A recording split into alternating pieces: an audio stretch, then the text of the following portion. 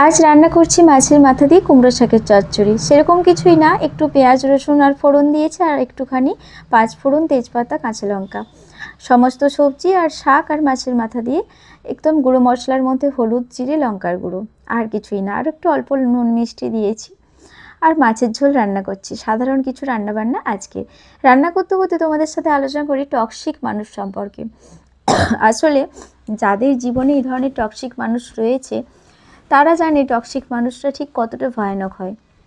যাদের জীবনে নেই তাদের জীবনই 2024-এ দাঁড়িয়ে আমি তো বলবো ভীষণ ভালো, তারা ভীষণ উপভোগ করছে এই জীবনটাকে।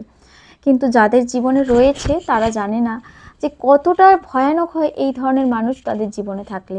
টক্সিক মানুষ শুধুমাত্র আত্মীয় প্রতিবেশী এরাই হয় না, ঘরের ভেতরের মানুষরাও কিন্তু হয়। যেমন ধরো, তুমি ভাবছো যে মা বাবারা কি কখনো খারাপ হতে পারে? অবশ্যই হয়, যদি মানসিকতা টক্সিক হয়। তারাও কিন্তু এক সন্তানের সাথে আরেক সন্তানের মধ্যে দূরত্ব সৃষ্টি করে, এক সন্তানের সাথে আরেক সন্তানের তুলনা করে আরেক সন্তানকে ছোট করার চেষ্টা করে। এইরকম হয়, ভাই বোনও কিন্তু টক্সিক হয়, কিংবা কারোর হাজব্যান্ড ওয়াইফের মধ্যেও কিন্তু টক্সিক সম্পর্ক থাকে। তাই এই ধরনের মানুষগুলোর থেকে কিভাবে বাঁচা যায় সেটা ভাবতে ভাবতেই না আমাদের অর্ধেকটা জীবন প্রায় চলে যায়।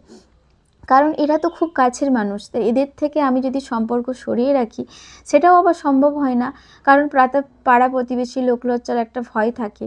কিন্তু যখন নিজেকে বোঝাতে হবে যে পাড়া প্রতিবেশী কী বলবে সেটার থেকে আগে নিজের জীবনটা ভালোভাবে বাঁচা সেটা জরুরি, তখন অনেকটা লেট হয়ে যায়।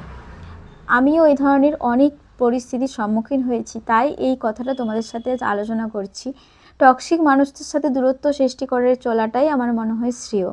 কারণ এই মানুষটা কখনো শোধরাবার নয়, এদের তুমি যত সুযোগ দেবে তত এরা না আরও বেশি পেয়ে বসবে। কারণ এদের চরিত্রটাই এটা, সে তোমার যতই আপনজন হোক না কেন কিছুতেই মানুষরা তোমার ভালো সহ্য করতে পারবে না। তাই এই মানুষদের থেকে দূরত্ব তৈরি করে